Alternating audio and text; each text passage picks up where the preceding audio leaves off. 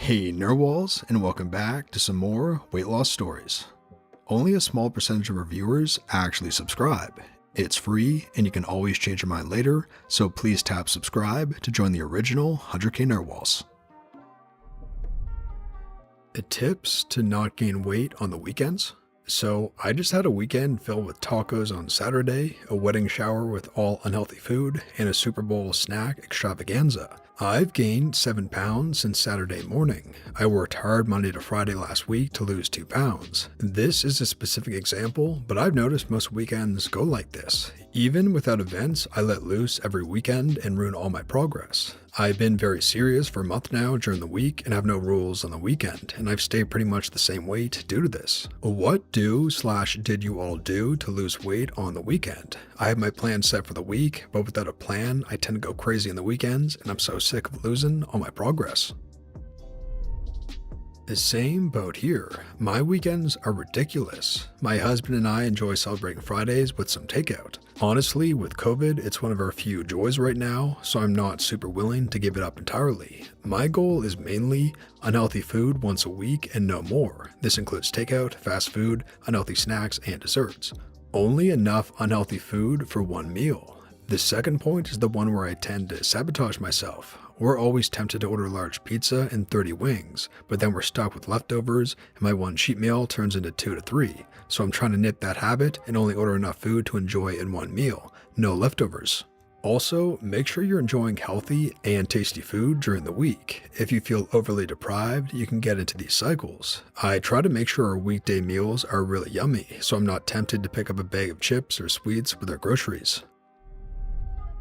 For special events and holidays, I don't like telling people to restrict, especially for something like Thanksgiving. I actually prefer to plan a diet break, eating at maintenance, which is usually enough to enjoy without going crazy, around that holiday. With that said, what you have to do is planning. If you're tracking calories and have a rough idea of what you're going to eat, example taco night, you can have a rough idea of how many tacos you can eat. You can also compensate by eating less during the day/previous days of the week so that you can enjoy more on the weekend. What matters is your weekly average calories, not any one specific day. And if anything, it's shown to be beneficial to have ups and downs with calories compared to have the same static amount every day. However, people that are restricting too much during the week have a tendency to overindulge on the weekend. It's similar to not being able to stop after one potato chip. It's hard for some people to stop eating really delicious food once they start. You have to figure out some of this on your own, but I think it starts by mentally preparing ahead of time,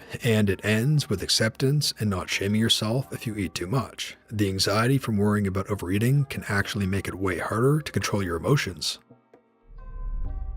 Weekends are tough, but I try to keep my weekly habits up. I'll allow myself to eat to maintenance one day, usually because then I can cook a fun meal or have a dessert one night. I try to balance that out by being more active. Since I'm not stuck at a desk, I'll generally do more unstructured activity like running around with my cats or going on walks. I also still track what I'm eating in my calorie counting app, even when I'm having treats. It helps me stay accountable and not overindulge. It's really about finding that balance, and for weight loss to work in the long run, it has to be a lifestyle, not a job or a chore that you can put down/cut loose from, even if it feels like one. A tip for those in the middle of a long weight loss journey: write a letter from your future self. I started my weight loss journey at 295 pounds, and I'm currently about 65 pounds down, with another 55 to 85 pounds to go. I don't know what my ultimate goal weight is. Anywhere in the healthy weight range for my height and where I feel good is fine by me. I was on a walk yesterday, thinking back to where I was in the summer of 2019 when I went to my first run. I was at about 285 pounds then, and that first run was, as I'm sure you can imagine, really hard. My feet hurt, my knees hurt. I returned home with a face the color of a beet. I remembered how exhausted I was, even just with the 30-second running intervals, and I suddenly had the strong urge to be able to talk to my past self and say thank you. I wished I could tell her how much better my life is already because of her hard work. That got me thinking about how great it would feel to be able to hear from future me, the person at the other end of this weight loss journey. I'm about halfway through. If I feel so much better already, how will I feel when I'm at a healthy weight? So I decided to write a letter to my past self, print it out, and treat it as though it's a letter from me a year from now. After all, the things I'd say to past me, "You're doing amazing, it's going to get easier, this will all pay off," are also going to be true for current me. I just don't have the benefit of hindsight yet. Here's what I wrote. And dear Ordinary, and this is a letter from future you. I'm writing you to say how proud I am of you. I know you're working so incredibly hard on losing weight and getting healthier.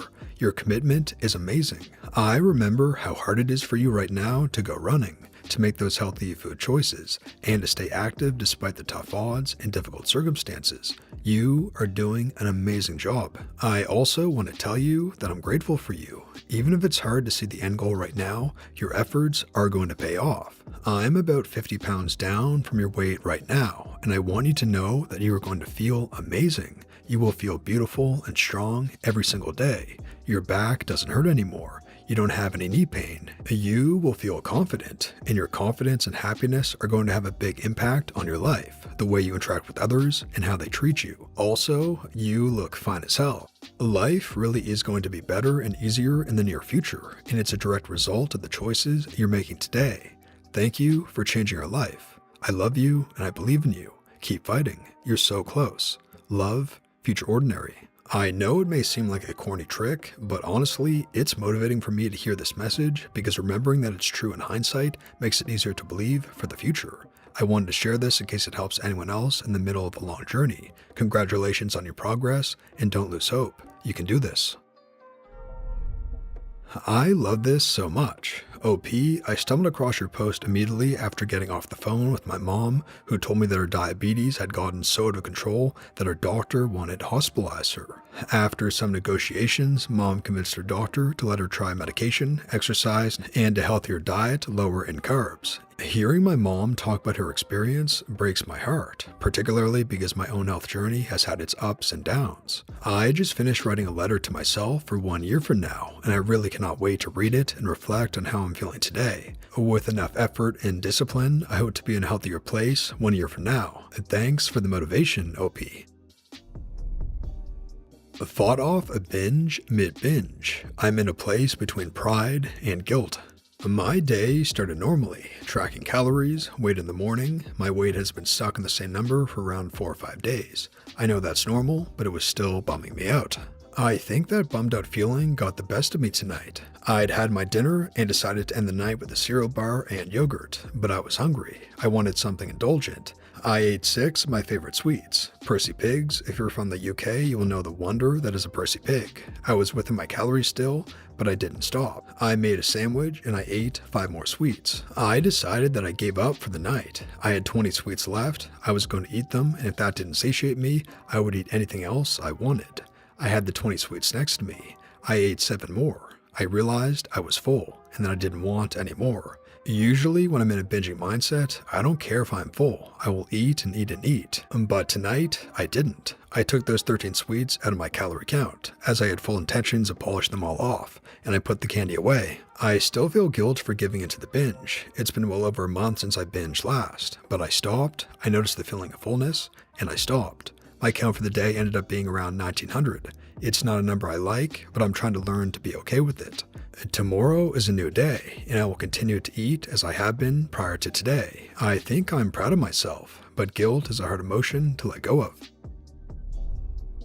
Hey, that's a major win, even if that win comes from a not-so-ideal situation. Stopping a binge is really difficult. Now, I don't want to come off as one of those people who always has some damn advice to give, but is it possible weighing in daily messes with you too much? I know for me it does, and if I was seeing the same number for days and days in a row, it would discourage me. I try to weigh in weekly, or lately I've been doing bi-weekly. It can be hard sometimes when I want to check in and see where I am. For me, allowing 2 weeks allows me to see a larger difference, which is motivating for me. Also, I feel like it captures a bigger picture better, and that means that one binge won't make a big difference if you are on track a majority of the time. And that brings us to the end, Narwhals. Please tap subscribe to join the original 100k Narwhals. And lastly, here's our featured Narwhal of the Day. In January 2018, 198 pounds versus January 2021, 144. And 10 months ago, I had a goal of getting down to 120 pounds. I've come to realize that my body is happy at 140 to 145, depending on what I've been eating and at the time of the month. I've maintained this weight for over a year. So thankful for this learning journey.